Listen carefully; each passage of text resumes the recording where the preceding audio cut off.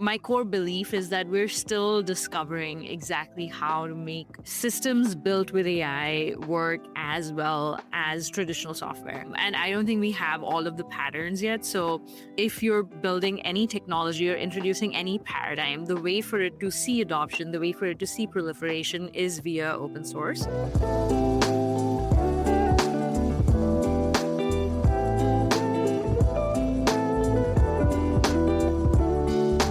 What does it mean to make a safe AI, and what techniques do we have to do so? On this episode of Neural Compass, from passive guardrails to active guides, I speak with Guardrails AI founding CEO Shreya Rajpal about how her open source platform is helping democratize safe and effective LLMs, and her personal journey from self-driving cars to building one of the foundational companies in the AI ecosystem. I love this conversation. I think you will too. Hello and welcome to Neural Compass. I'm Mark Jacobstein, your host, and I am really excited to be here today with Shreya Rajpal, who is a prominent figure in the AI community, most well known, of course, for being the CEO and founder of Guardrails AI, which is an open source platform which provides trust and reliability in machine learning applications. And we're going to talk a lot about what you've built already in Guardrails and maybe where the future is headed as well. So thank you so much for being here. Yeah, absolutely. Really excited to be here, Mark. Thank you for inviting me. Terrific. So first of all, I'd love to hear sort of the founder story, and we're going to get into Guardrails, but I'm sort of curious about how you came to Guardrails. I know a lot of the early work was in things like machine learning for vision systems and special projects at Apple.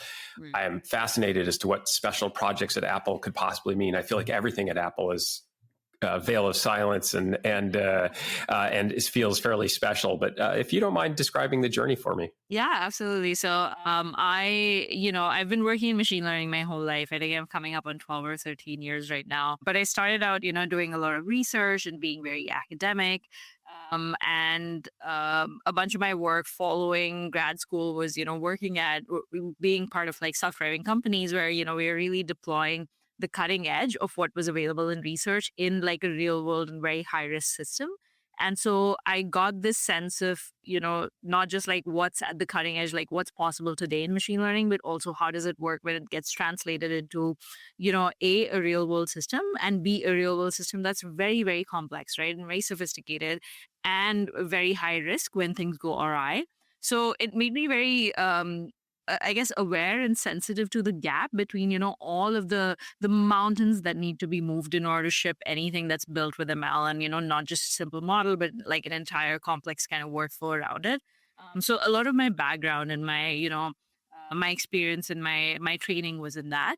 And cut to 2022, I think obviously ChatGPT was massive, but like one of the other tectonic shifts that happened at that time was instead of using a machine learning model as kind of like the be all end all, right? Like it's not that ML models hadn't been deployed before, they obviously had, but like they were used, like the model was kind of like the end product, right?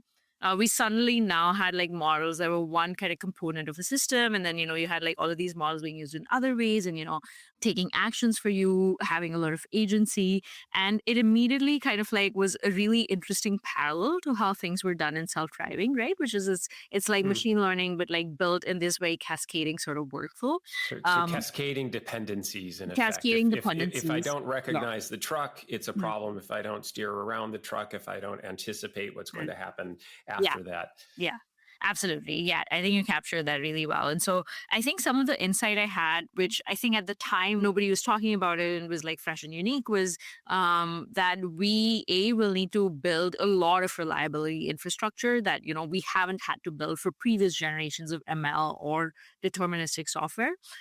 So that we'll have to build that infrastructure, and that we don't need to figure out what that infrastructure is, from scratch. We can just take a look at, self-driving cars or robotics or autonomous systems, see how for the last decade with the advent of deep learning, like how, a lot of those systems have been shipped to production, and then basically figure out the right abstraction. So Guardrails really came out as a function of that exploration, which is, this kind of like a paradigm of like explicit verification and having, like ensembles that run in line is very prevalent in, self-driving and in autonomous systems. And, my work was really abstracting that out and making it work for Gen AI. And, I guess the work doesn't stop there. A lot of, reliability is a life cycle problem, and Guardrails how they're understood today, partially because of like our work in the open source is very much a post-deployment problem, but reliability is, throughout the life cycle. So all of I these, love this idea that reliability is a life cycle problem. I think we're going to get into this a little bit more because part of this is capturing the problem sort of when it happens and appropriate constraints, but also trying to make sure doesn't happen again in the future, and sort of feedback loops. And yeah, also in these very, very complex systems that have dependencies upon dependencies upon dependencies, may have an LLM talking to an LLM, talking to a different AI system, et cetera. There's a lot of important feedback loops.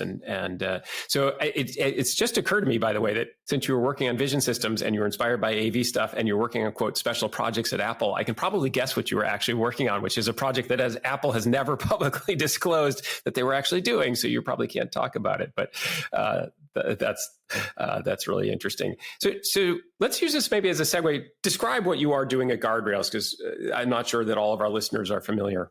Yeah, absolutely. So Guardrails really is all about reliability infrastructure for generative AI. So our mission is, to make it very, very easy for you to like not just build, but like deploy AI applications, right? And there's all of this like extraneous work, which really ends up taking up about like 80% of your development time to kind of like squashing those reliability issues. And what we do is make it really, really easy for you to like plug in abstractions that make reliability, much easier. So the product that we're best known for is, our open source framework called Guardrails AI as well. It was the first of its kind that really introduced this idea of like explicit verification and validation that runs in the loop, also using machine learning models. And, now that idea has come to be a core component of how people think of reliable AI systems. So people will kind of like add it to their AI platforms, will add it to their AI applications, will even add it to their AI models. And that's how most models and applications make it to production today. And our work is really, to make it very easy for you to add like input output verification in line. And then also to go, also to shift left throughout the AI development lifecycle and think about what are the sources of unreliability, right? And build interventions, build mitigations throughout that lifecycle. I love that. And it speaks to how fast AI is moving. That at Jimini, for example, when we were first developing the notion of building an AI therapist, and we wanted to build validation and verification LLMs that would work in conjunction with a core model that might be coming up with, say, the discursive turn, the words that were going to go back to a patient. We thought at the time, it was a very novel idea. We're going to have LLMs validating the LLMs, et cetera. And of course, now this is an entire framework. So why go open source with the project? I think part of this is I think the open source actually preceded the company and not the other way around. So there was an open source project before there was ever a company. I'm an engineer by profession, so I really feel strongly about open source. I also was a researcher, and so a lot of research is open source, right? Which is what has led to the distribution of AI knowledge today. I think specifically in the moment that we are, my core belief is that we're still discovering exactly how to make, systems built with AI work as well as traditional software. And I don't think we have all of the patterns yet. So if you're building any technology or introducing any paradigm, the way for it to see adoption, the way for it to see proliferation is via open source. And, not just with Guardrails, but with like so many frameworks, we've seen this kind of happen, right? So I think LangChain was one of the early ones that introduced this idea of like chaining, for example, which is, now like proliferated everywhere, right? Like it's how everybody thinks of like AI systems. I think so many other like coding assistants, AI agents, etc. Both academics as well as open source has really contributed to the progression of science and has led to, our acceleration. And I kind of like firmly believe that as well. You mentioned that, Guardrails it's such an essential component now. I don't think that would have been possible like if we had built in the closed source, right? Because a lot of my work with the open source was education and not just education, but then people coming onto the platform and seeing it from themselves, because it was so easy to use. The proliferation and also, of course, the ability to benefit from letting 1,000 flowers bloom and people building their own models and all the rest of it. It is one of the extraordinary things about Silicon Valley and sort of the innovation economy in general is how much knowledge and data sharing happens and actually how much how little sort of IP hoarding happens relative to lots of other industries like biotech. And it's one of the things I've always loved about working in tech. I feel like AI in particular, almost all of the advances, they immediately get published as papers. They're often open sourced. Here's my code. You can use my model. And it isn't that people aren't building big businesses around this and there's plenty of profit motive to go around, but it is part of why I think we've seen such an extraordinary explosion in such a short period of time. So kudos to being, I think, one of the real leaders in the space and in building an open source project that is also hopefully a very big business for you. So slightly different tact here. I heard you say something very interesting, which is that by profession, I'm an engineer. And my immediate thought actually was, actually now by profession, you're a CEO. And perhaps also an engineer, but I'm curious about that transition for you. I spend a lot of time working with early career founder CEOs, and many of them are technical founders who become CEOs. And I'm curious how that's been for you, and do you still find time to engineer, and similarities and differences to sort of the old job? Oh yeah, that's it has been a very interesting transition and also a very fun transition.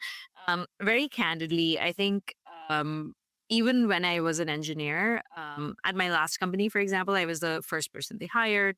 And it was the first time that I wasn't working in self-driving. And so I was exposed to a go-to-market function, right? Which self-driving cars don't have.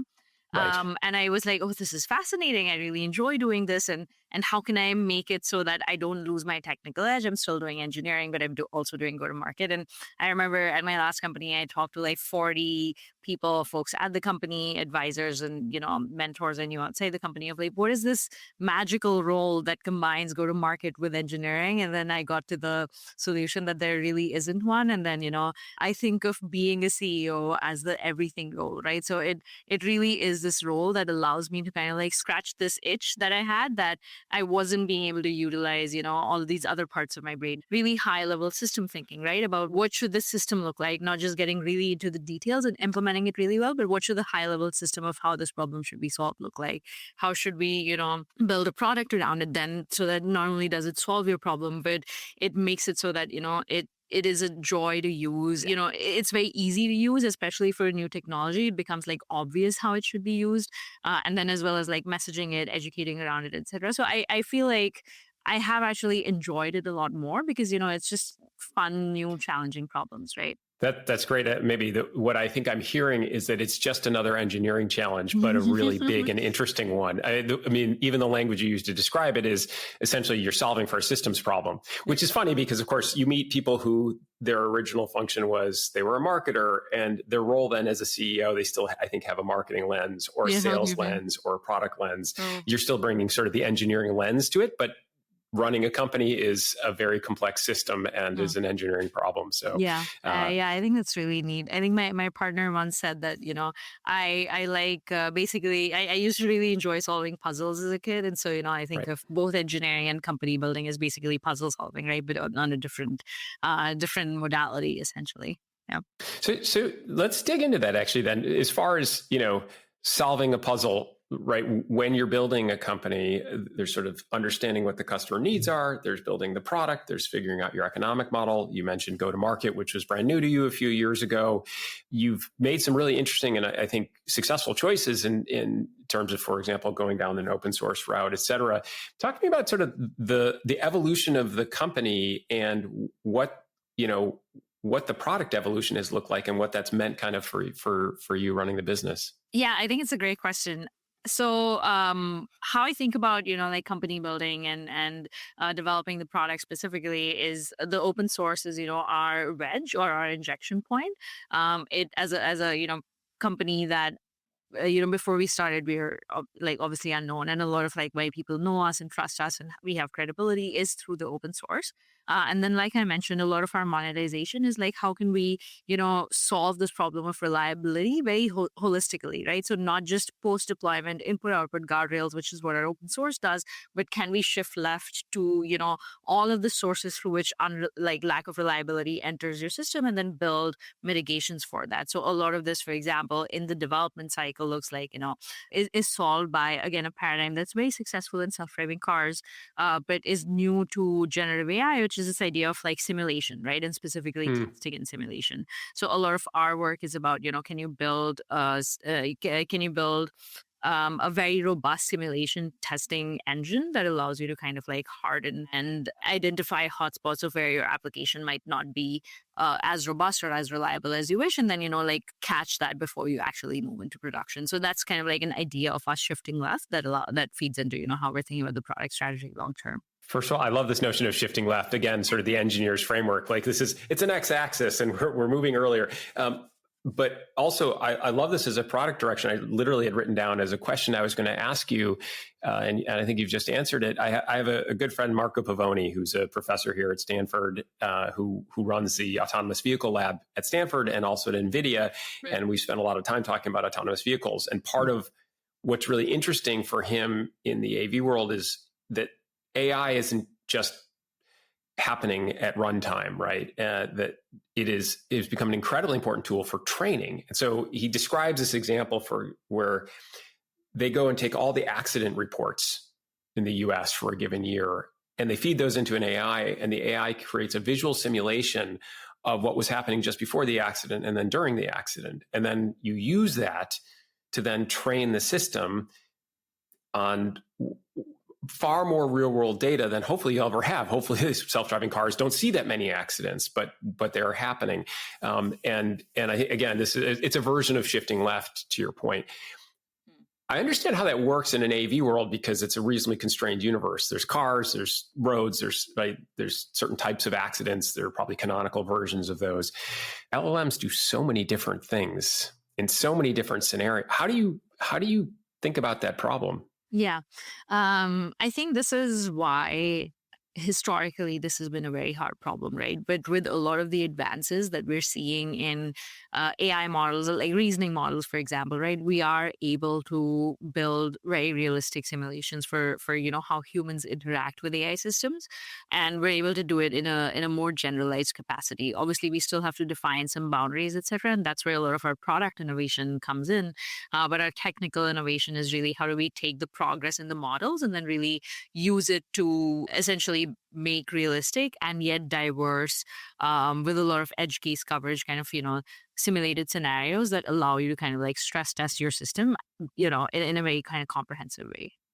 And I guess the idea there then is you don't need to anticipate exactly what it is. I'm using AI for some reason for my new co. Sure. You don't have to know what that is. You have what you have is sort of a generalized set of tools that would work with individual guardrails to help me essentially feed left a variety of, like, we encounter some canonical errors in a system or things that we are concerned about, and then you're going to allow us to simulate said errors and continue to stress test our system. Is that a reasonable? Yeah, that's right. Yeah, that's fantastic. And obviously for a company like Jimini, where we're building LLM powered therapy assistants that work in conjunction with a human therapist, and it's very important that we are saying the right words to a patient at the right time in a safe manner. This is the kind of stuff we spend a lot of time thinking about. So wonderful to see the tool sets advancing. Yeah, I think especially around, like, I think we've seen folks from customer support, from medical applications where it's very important to make sure you have very high adherence to previously written notes, etc. The threshold for hallucination is very, very sensitive there, right? So we're seeing a lot of like usage there, and then even in very sensitive applications such as like legal intake, right, where again you need to have very precise defined boundaries of what's acceptable. I think simulation testing really helps you test your system in a way that like real data just can't. Well, and I think there's an interesting, and I don't know that I have the right language to describe this challenge, but it's not just that you don't want to say the wrong words. It's that even the interpretation of what has been said to you in a therapeutic context, for example, when a patient may say something to you that in a real world scenario might be sort of offensive, but the response of the therapist might or might not be that right now I want to correct them, but rather I want to understand why it is that they use the language that they used and use that in the therapeutic context and milieu in which I have them, right? It's a much more subtle problem. And so, again, I think this ability to do large scale simulation is probably critical for training on some of these more and more difficult things. Yeah. Is this something the goal is to release this within the open source framework as well? Or is this something that will be sort of core to, I'm going to call it like the guardrails system itself? I think it probably won't be part of the open source. I think I'm very sensitive to how usable something is. And I think like the simulation framework is, has a level of sophistication that like deploying it in the open source just won't make it super usable. So it's probably something that we'll kind of like release, that we have released just as a standalone product, but that complements the open source. But one of the things you said, Mark, was really fascinating to me around like in the therapeutic sense, right? Where somebody says something and how do you correct them, maybe don't correct them, but what is the right? And this, I think like this question is very related to one of the things that I find I wish people would stop talking like that, which is, when I talk to a lot of people and they talk about the accuracy of the LLM system, right? And even in therapeutics, like what you just talked about, which is, the idea of accuracy doesn't really translate over to the LLM world or to a chatbot or an agent anymore, right? So, for example, in a therapeutic system, like how do you define accuracy for, a therapeutic bot response, right? For a self-driving car, how do you define the accuracy of like a route that's followed, etc. And so I think the idea that, the equivalent of accuracy for the modern AI world is really this deconstruction of metrics where you really align these metrics with, what is the actual North Star, what really drives value. So in self-driving cars, it's this idea of, not just adherence to the planned trajectory, but also like comfort, right? And jerkiness of the road and all of these other, the time taken to go from point A to point B. So there's no accuracy, but there's all these deconstructed metrics. In therapeutics, I assume there is similar kind of like deconstruction, right? And so I think the idea of simulation allows you to be, kind of like get enough data to really suss out where you are, where your metrics are kind of like faltering, and then, also get that data to then adjust those metrics or correct those metrics, from system level interventions, right? And so I think and presumably even tie the metrics have some sort of cascading hierarchy also. I mean, in a self-driving car, the most important thing is don't have an accident, right? Don't kill anyone. Yeah. Don't injure anyone. That's the right prime directive, essentially. But and then the next one would be get them to where they were going. But comfort also does matter. But also, you don't want to go 20 miles an hour when you should be going 40 because that will be comfortable but slow. Anyways, I think that's right. For any more interesting and complex system, describing. And this is where, like, the role of the human is still quite important. Is just describing the problem. I mean, you could call it advanced prompt engineering, but I think it's more than that. It's a systems level understanding what actually matters that you then need to feed into your AIs in order for them to ultimately give you the right answer. It's a great example, actually, the self-driving car one, because I used to have a Tesla. We had full self-driving, which was, of course, not full self-driving anyways. And took it for a ride one day. They made it free for a month, and around the campus, I happen to live on the Stanford campus, and I can't tell you how herky-jerky and horrible it was. And it was so interesting because, that is not the experience that some of the other self-driving systems have. And I'm sure in the 8 months since then that things are much better. But it was very clear that they'd optimized on like, don't have an accident, which is great. But if it makes me nauseous, I'm not going to use it. And I think the same thing is true if you think about an AI that's being used in therapeutic context. Like, the most important thing is that it's safe and it would recognize suicidal ideation or threat, self-harm or harm of somebody else or things along those lines and perform an appropriate escalation. But there's so much more to it in order to actually give a good experience for the patient. And that subtlety is where the humans who are training these systems can add a lot of value. In our case, it's with a large group of psychiatrists and psychologists. In the case of self-driving cars, it's presumably a small army of people who are thinking about all of these different problems. I think that what's really interesting to me about what you just said is also, it's this idea of like, by the time you probably use the Tesla, it must have been, trained on like these hundreds of thousands of millions of miles, right? Hundreds of millions of miles, I think is what the claim was. Yeah. And yet you had this like really jerky experience, right? And it's this idea of like, not only are metrics, these deconstructed metrics really important, but, when you're deploying at that scale and when your AI system is taking actions at each second, right? Like one really harsh break may be enough to, put you off your Tesla or Tesla self-driving, for maybe forever, right? Or maybe at least until it's right. What's the business value to Tesla of the fact that I didn't upgrade to that? It's a lot. And so it's this idea of like, if this wasn't an AI system, if this was a, traditional software system, it's easy for us to guarantee that level of reliability, right? Where we have this concept of like, 5 nines of reliability. 5 nines, right. Yeah. And then if you use that same lens for an AI system, like we are so far off from that mark.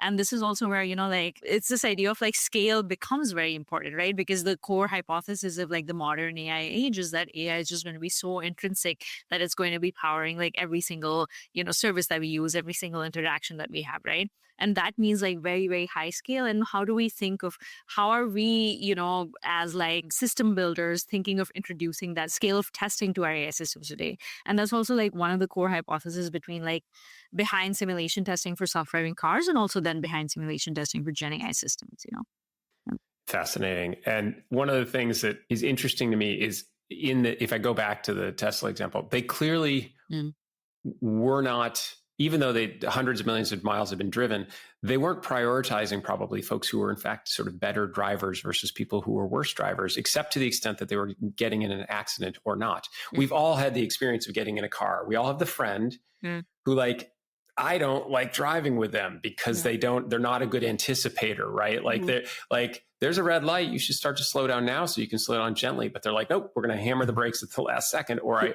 I just don't see the lane shift until I actually think that anticipation happens to be a huge part of the challenge with people who are better or worse drivers. Or just they stomp on the accelerator too hard in a situation where it's not appropriate, whatever. But they clearly weren't training for that. So we'll see how that goes. Switching gears, I noticed you're currently, or at least you were a little while ago, teaching a class, this maybe in conjunction with Andrang on essentially on what the Guardrails business on sort of, the on AI safety. How do you find time for that? And are you enjoying it? I do enjoy, education. I think like there's two parts of that I really enjoyed. First of all, I kind of got the start of my career with Andrew, so Andrew Ng and his wife and a bunch of his PhD students, they started a self-driving car company called Drive.ai. And it was the first, I think at the time, it was the first and only self-driving car company, which was, we're going to do end-to-end deep learning. Right. So it was a very AI first self-driving car company. And, that was my first job ever, basically. So it was a very nice full circle moment for me to, come back and I started my own company and, build this course with Andrew and the deep learning AI folks. And I think the second part of that is, to me, it really is, we are, like I said earlier, we're just beginning to scratch the surface of, what's possible with AI, but in order to enable that possibility, how do we need to really build AI systems from the ground up, right? And Guardrails was this new kind of idea. I think there'd been some prior work, but it was this new idea that we kind of put forward, right? And to see it get the level of adoption that it has been very, heartening and very validating. And so a lot of my work has been, how do I introduce this idea to as many people as possible, right? So that it becomes part of how new systems are built. And I think it's a very, it's very kind of satisfying to engage in that as well, breaking down that idea so that it's easily consumable. It's very inspiring. And I mean, I think part of your work has been sort of in the democratization of the notion of not just safe, but safe and effective AIs. Because of course it's the guardrails sort of implies safety, but it's also efficacy only happens when the answers are roughly what you want. And it's interesting because when, we had the ChatGPT moment, right? very quickly, people went to like, well, these things hallucinate and like all the problem. And it's true. It was, yes. There wasn't a lot of conversation about how much human beings get wrong also, which I think is fascinating because like how many human beings hallucinate, how many human beings believe in things that are demonstrably false? Almost all of us, actually. And anyways, empiricism is not really our strength. And so like, and nor frankly is accuracy with what we say and dis and misinformation or other things, like all of it. But anyways, that said, the early LLMs were astonishing, miraculous, and also wrong a lot. 2 years later, it is, I mean, the world has changed. They still make mistakes, and sometimes the mistakes are sort of baffling given the complexity of the answers that they can provide. But the ways that I can use a foundation model now to answer almost anything about anything that's incredibly complex in ways that are extremely clear and spot on is mind-blowing. And I think a lot of that probably is attributable not just to advances in the core models, but to the kind of work that you've been doing to sort of like, let's find the edges and then it sounds like in the future, explicitly use that to help retrain the models. And at least in the past has been used to like, well, the humans now know the problems and can use that to help fix the models. Was this sort of democratization piece, was that sort of part of the mission right from the start? I think it was. I think that's also the fun of working on like cutting edge technology, right? Where nobody has adopted it yet. And so part of, I guess, like we were talking about, like these puzzles earlier on. So part of the puzzle is like not just how do you solve a problem, but how do you distribute the solution to that problem in a way that makes it very easy and obvious for people to adopt it. And so the education and the, messaging around it was definitely kind of part of it.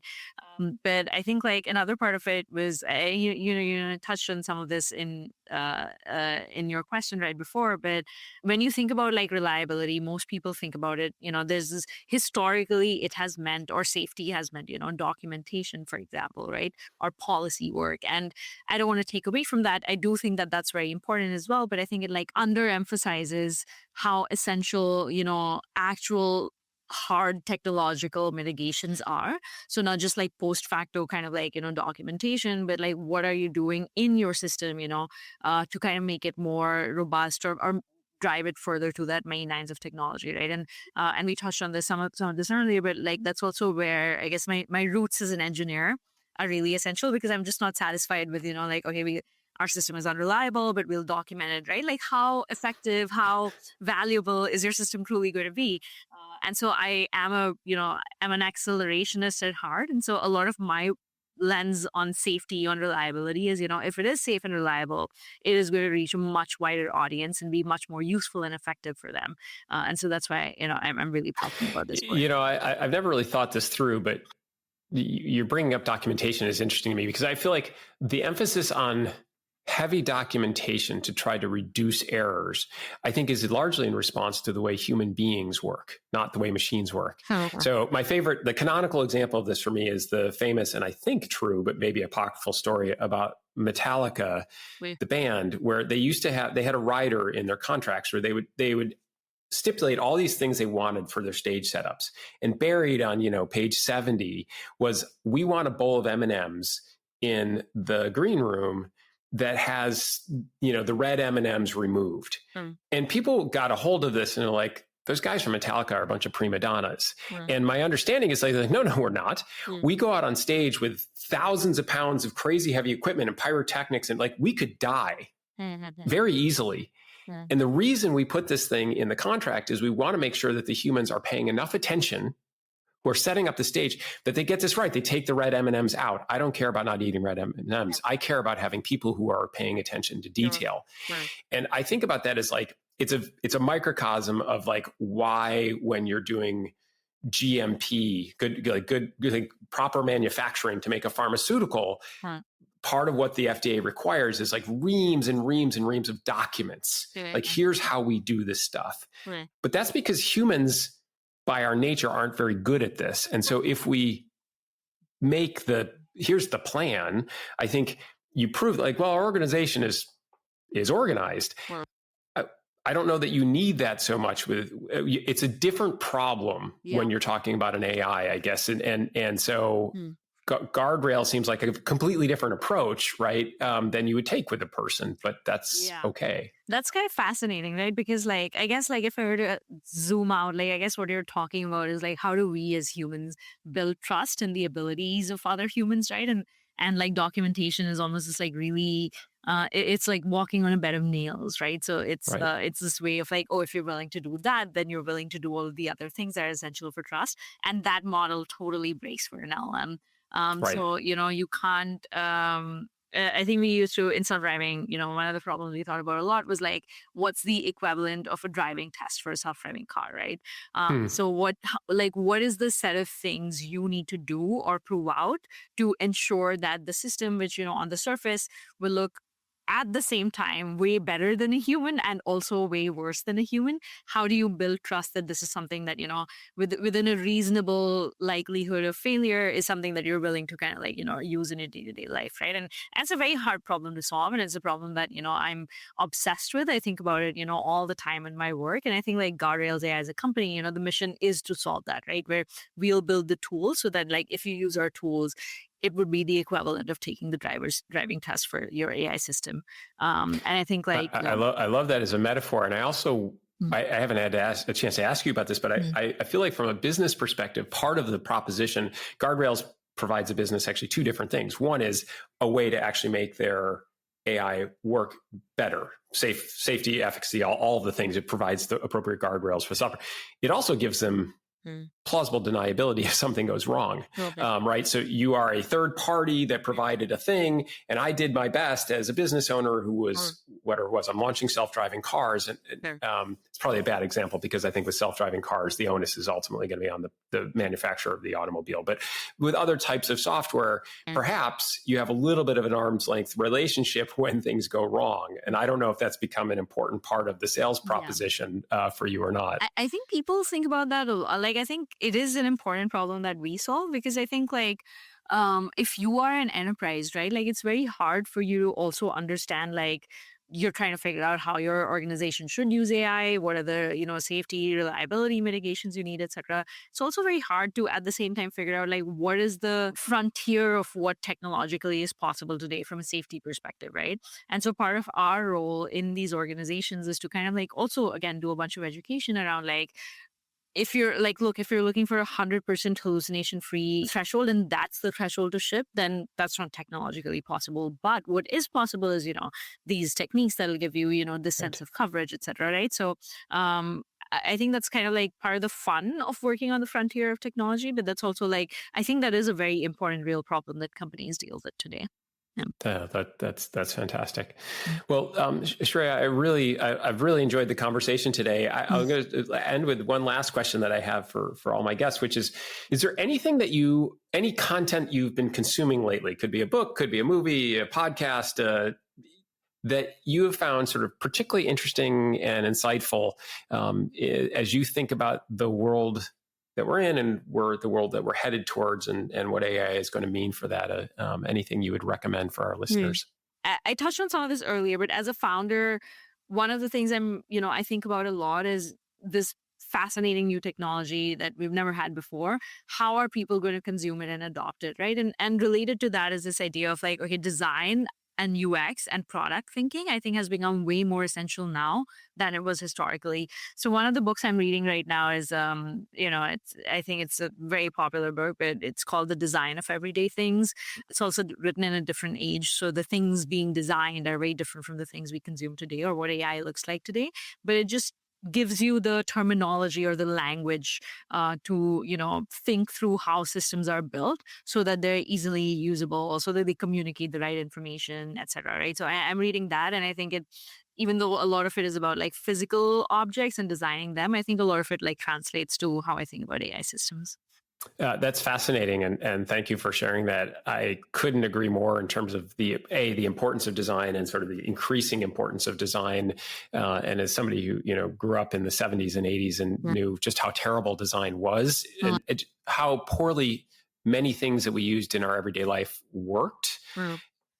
then versus now, we've come a long way. And I think the design revolution has been incredibly important. But I think to your point, there's more work to go. So that's great. I'll have to give it a read. Cool. Well, Shreya, thank you so much for the time today. This was fascinating. Good luck with the company, and really looking forward to staying in touch. Yeah, thank you for inviting me, Mark. This has been a really fun conversation, and it's been great to just like nerd out about all of these different things. So yeah, I'm really excited to shine with you. Thanks for listening to Neural Compass, the Jiminy podcast. If today's conversation sparked something for you, follow us at Instagram, YouTube, or LinkedIn, or explore more at jiminyhealth.com. At Jiminy, we're building the future of mental health care with effective, safe, AI-enabled continuous care. See you next time.